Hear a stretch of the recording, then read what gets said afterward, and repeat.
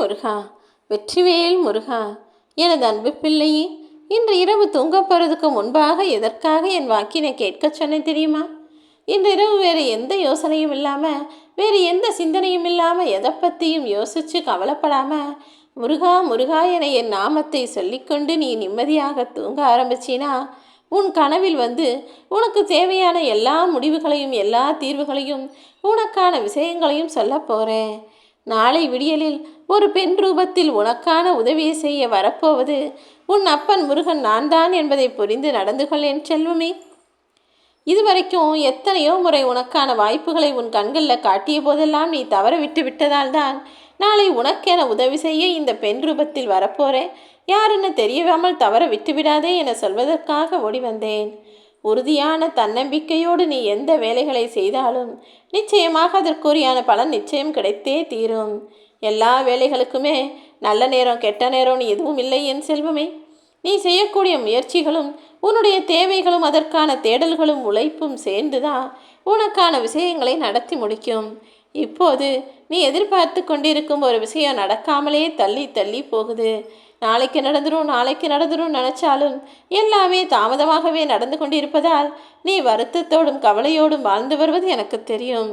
அதனால்தான் அத்தனையையும் சரி செய்வதற்காக இன்றிரவு உன் அப்பன் முருகன் நானே களமிறங்க போகிறேன்.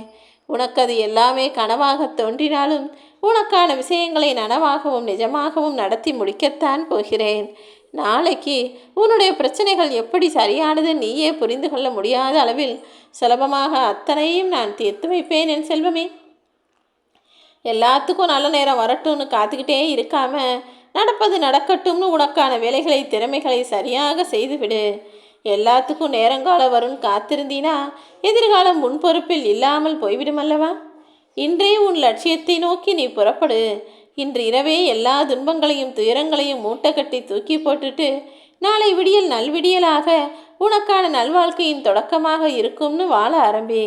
நீ எங்கே போனாலும் உன்னை பற்றி குறை சொல்கிறதுக்கு சில பேர் காத்துக்கிட்டு தான் இருப்பாங்க. ஆனால் அதை நீ பெருசாக எடுத்துக்கொள்ள வேண்டாம். ஏன்னா நீ போன பிறகு உன் பின்னால் குறை கூறுபவர்களும் உன் கண் எதிரேயே உன்னை குற்றம் சுமத்தி பேசுபவர்களும் உன்னுடைய தவறை சுற்றி காட்டக்கூடிய அளவுக்கு மகா உத்தமர்கள் எல்லாம் இல்லை என் செல்வமே. அவர்களே தன் வாழ்க்கையில் தப்பும் தவறுமாக ஏமாற்றத்தையும் துரோகத்தையும் செஞ்சுக்கிட்டு தானே வாழ்ந்துக்கிட்டு இருக்காங்க. அப்படி இருப்பவர்களுக்கு உன்னை குறை கூறக்கூடிய எந்த தகுதியும் அருகதையும் இல்லை. யாரோ உன்னை குறை சொல்லிட்டாங்களே, யாரோ உன்னை இப்படி சொல்லிட்டாங்களே நினச்சி நீ கவலைப்படுவதற்கு நீ ஒன்றும் கோலை இல்லையல்லவா? நீ தைரியமான ஆளு, துணிவான ஆளு.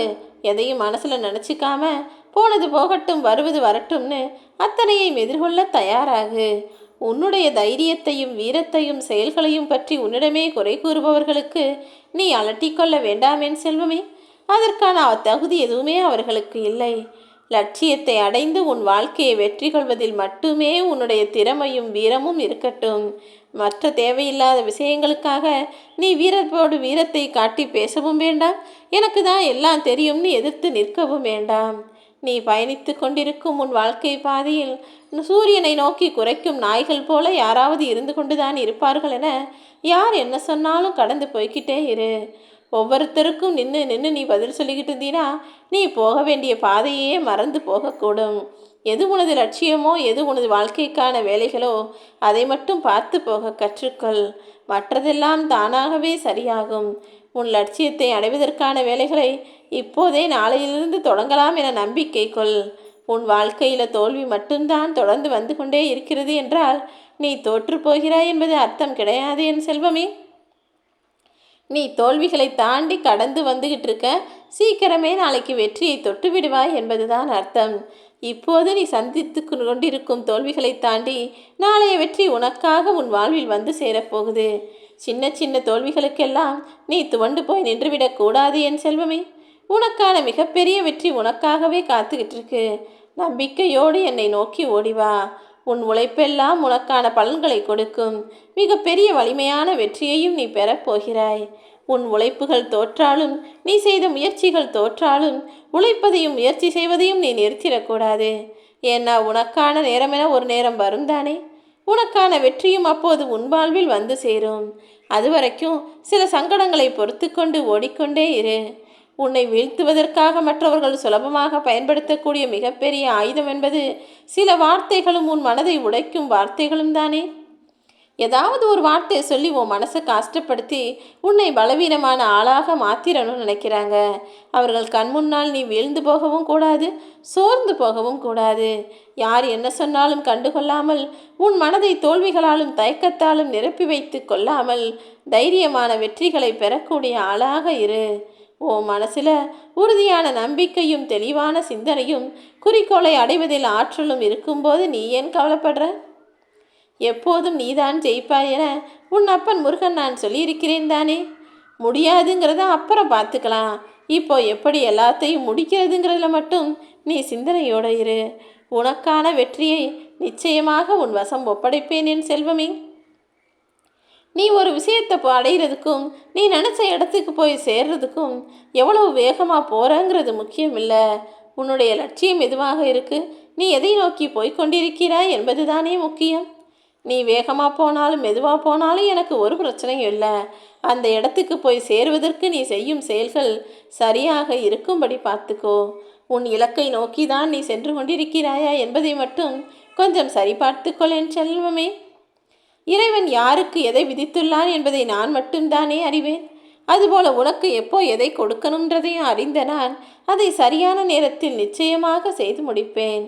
உனக்கானதை நீ அடையும் வரை ஓய்வில்லாமல் உழைத்து கொண்டே இரு.